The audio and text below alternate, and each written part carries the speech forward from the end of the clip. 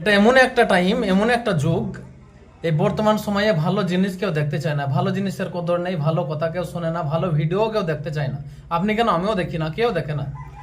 তো সে যাই হোক, এই ভিডিওটা দেখে যাবেন। চাচা এমন কথাগুলো বলে গেছে, সত্যি হৃদয় টাচ করার মতো। একটু শুনবেন মন দিয়ে।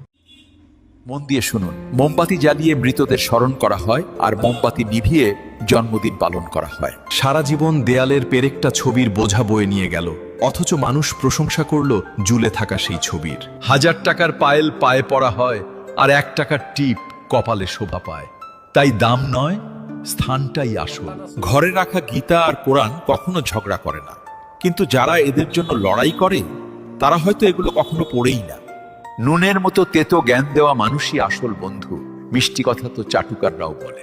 ইতিহাস সাক্ষী, লবণে কখনো পোকা ধরেনি, কিন্তু মিষ্টিতে প্রায়ই ধরে।